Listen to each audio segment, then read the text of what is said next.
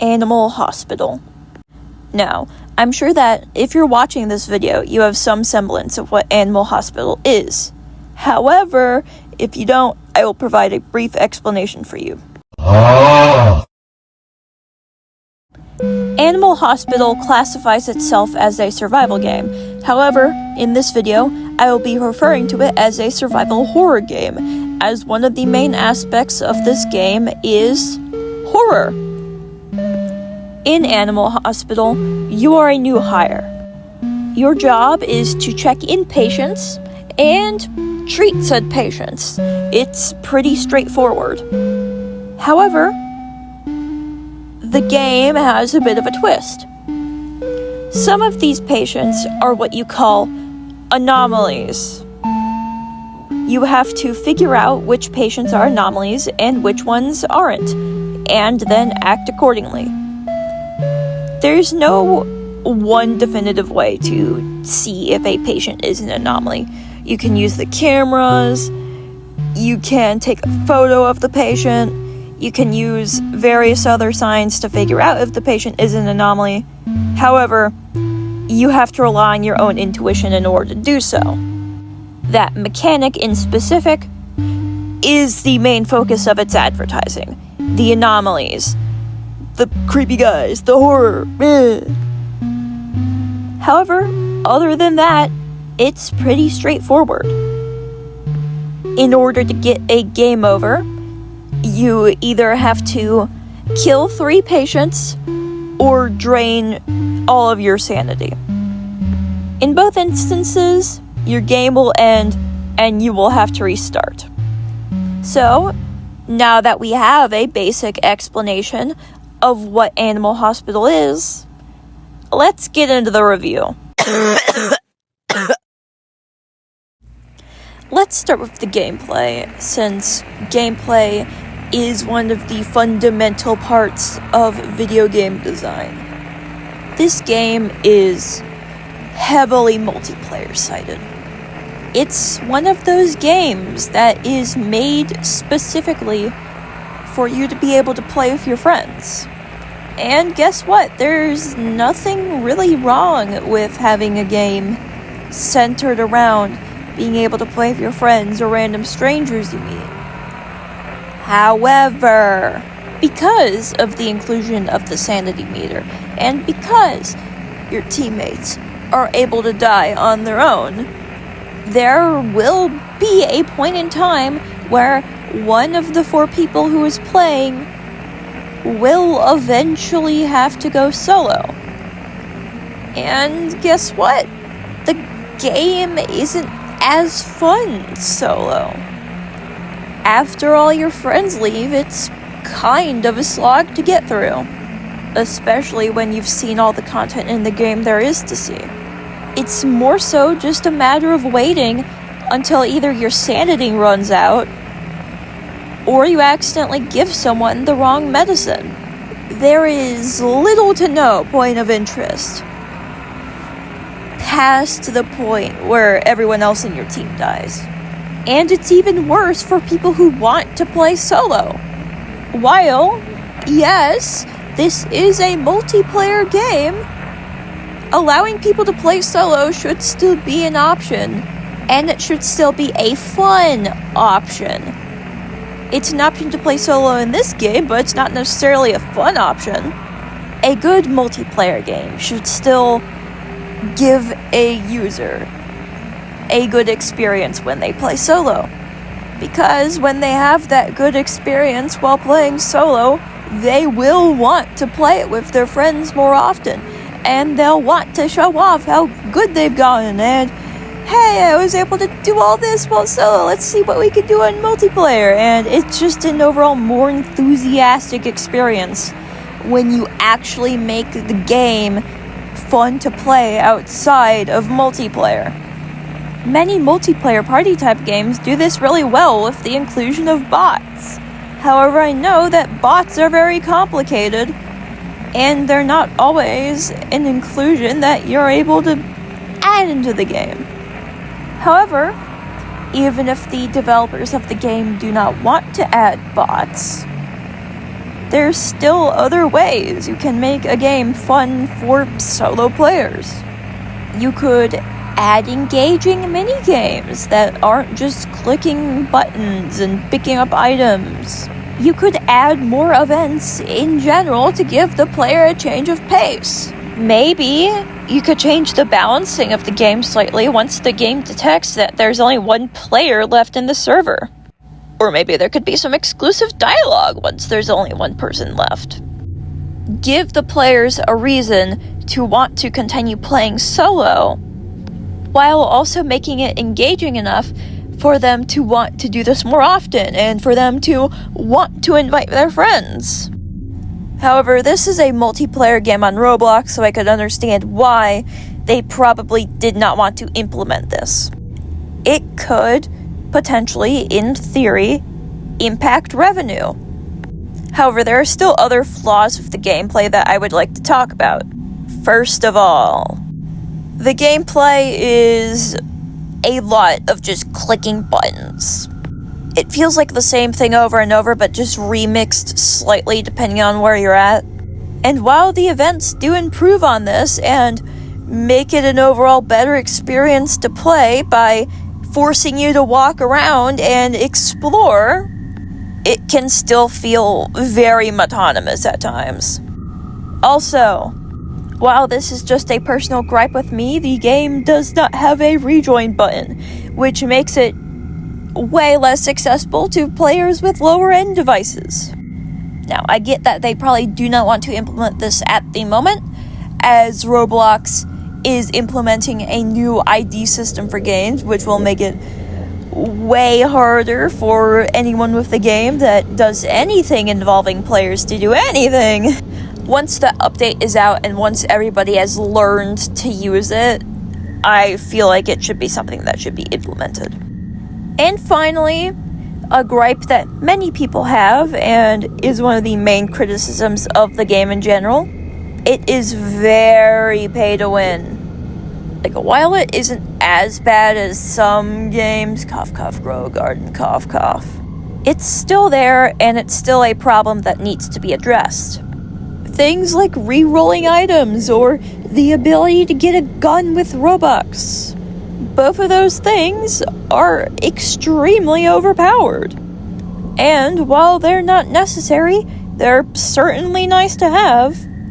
And while there are also Robux-locked characters, I don't have an issue with them as much. Like, yes, they're still extremely overpowered. Yes, they're still shoved in your face every single time you join a lobby.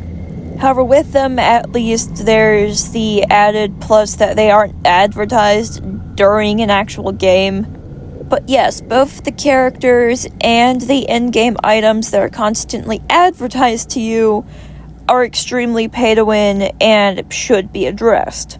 Maybe making the characters have an option to be obtained without Robux, however, making them extremely hard to obtain because of how OP they are.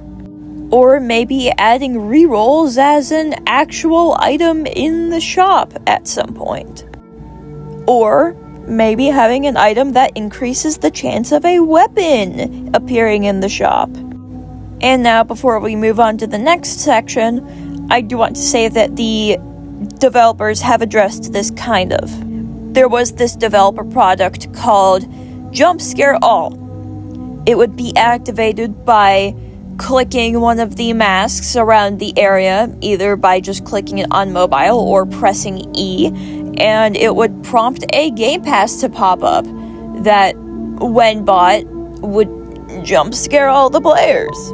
This not only impacted the quality of life by impeding upon actual import UI that you needed to click, but it was also very annoying. Like, when someone bought it, it would just straight up, like, have a chance to, like, end a person's run, depending on, like, a situation they were in. However, the developers did the right thing. They removed the product. Can't get it anymore, and it's not scattered across the map, and they didn't replace it with another item. They listened to the players and they removed it, which I think was a good move on the developers' part. I just hope that they continue to listen to the players going forward and remove some of the other things that impede quality of life.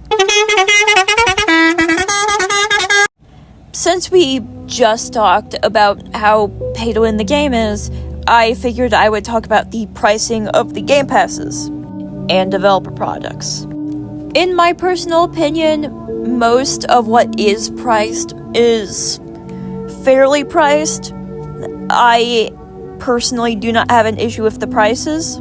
For example, Head Nurse is very cheap for what it is. I mean, if you look at the actual value of the Robux, Secret Agent, though, is a bit more on the iffy side, and in my personal opinion, his pricing should be lowered slightly more. However, other than Secret Agent, I think the prices in the game are fair, if not cheap in some instances, for what they give you. So in regards to that, thank you, game, for not making Head Nurse 2 billion Robux. The art direction in the game is interesting. From what I can tell, at least, the game has a strong focus on emanating the vibe from older games, especially old 3D games. And by extension of this, the game takes a heavy inspiration on the earlier Animal Crossing games. This is very present in the character designs, not only in their proportions, but in their faces as well. For example, the hollow face takes a lot of inspiration from the gyroids of Animal Crossing, and the faces on the other anomalies bear a striking resemblance to Animal Crossing creepypastas across the web, both new and old. However, aside from this, it also seems like the game is trying to achieve some sort of uncanny valley effect. Almost all of the eyes are humanoid. They have the same shape as a human's eye. And while in many games this is an effective way to get that uncanny valley effect across, I don't really think it works here. If anything, it reminds me of Pete the Cat. That's what it reminds me of. Pete the Cat's eyeballs. And while it does a good job at making the game stand out from other cutesy but also creepy animal games, I feel like it doesn't really do much for it in regards to what it is trying to do. I also feel like the character models are a bit too clean for the aesthetic the game wants to convey. Like the current models, they're extremely sleek, extremely clean. You are able to pinpoint exactly what is where, and there is no misunderstanding with it at all. However, I feel like adding some grain or adding some more texture, especially low quality texture, could aid in what the game is trying to convey.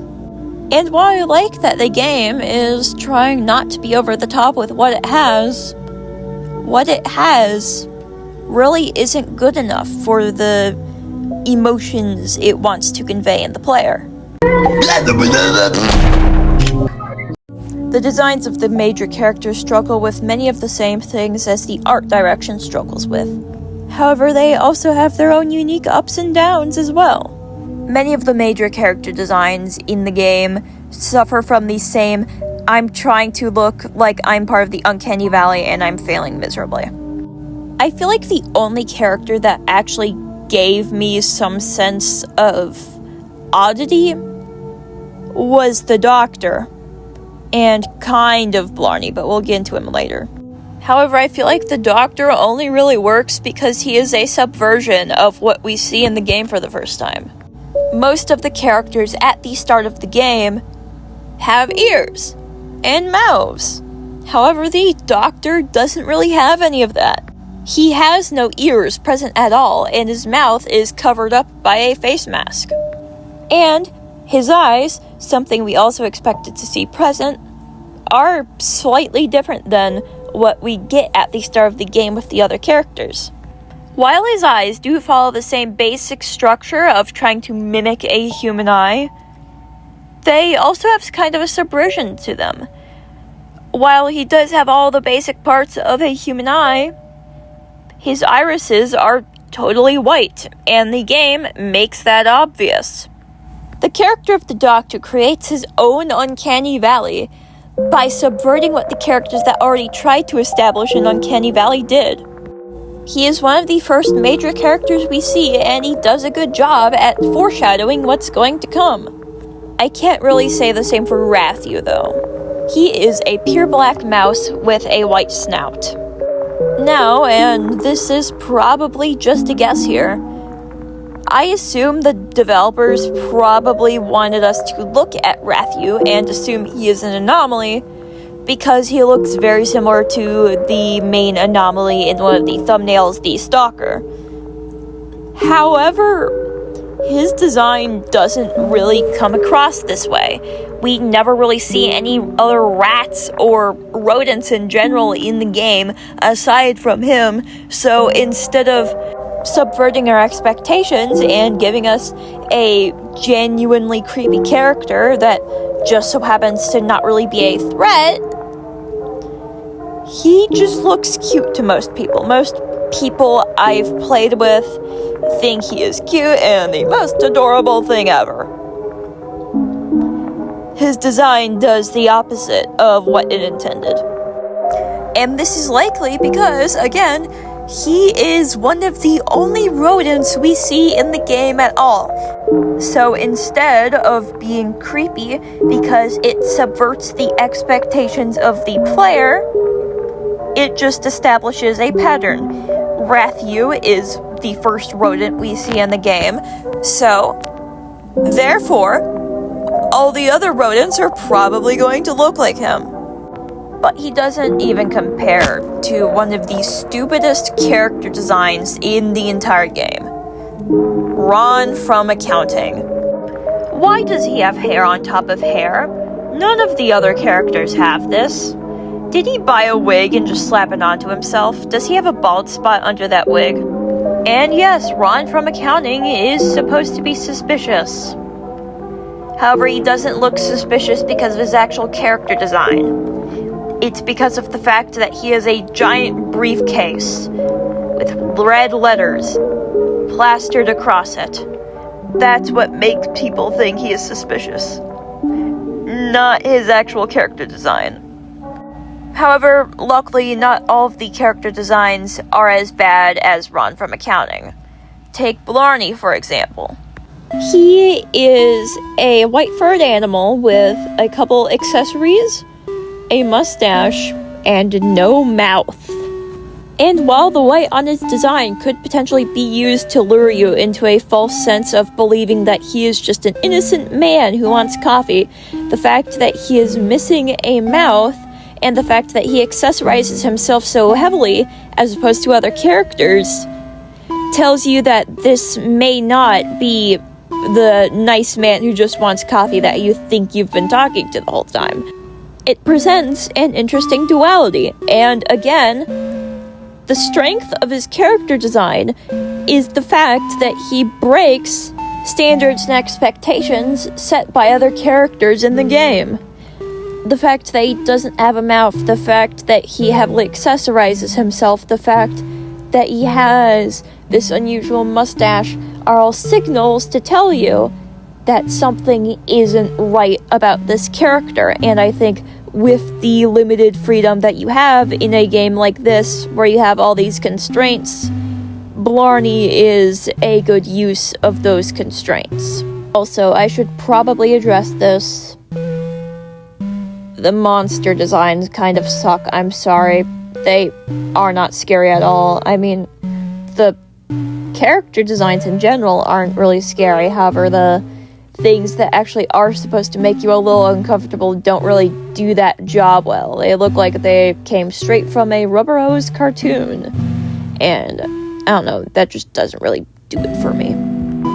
So, what do I think of the game? I personally think it is okay.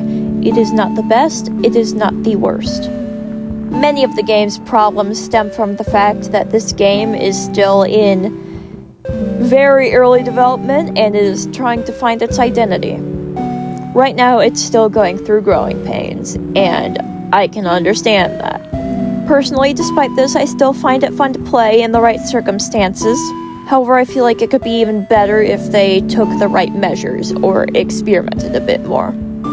I would love to see more variety, I would love to see more consequences for your actions, and I would love to see the character designs improved upon.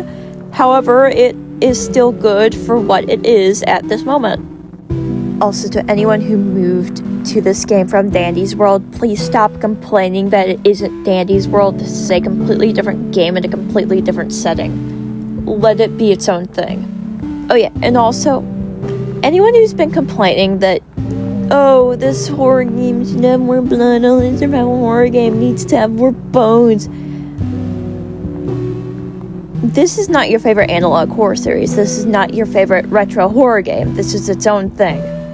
Most of the scare factor in the game is meant to be subtle. It is not meant to be, like, in your face. And while there is some, ooh, in your face creepy horror stuff, that is not the main focus of the game. You are going to a Walmart and expecting to find an ultra luxury car. Okay, bye!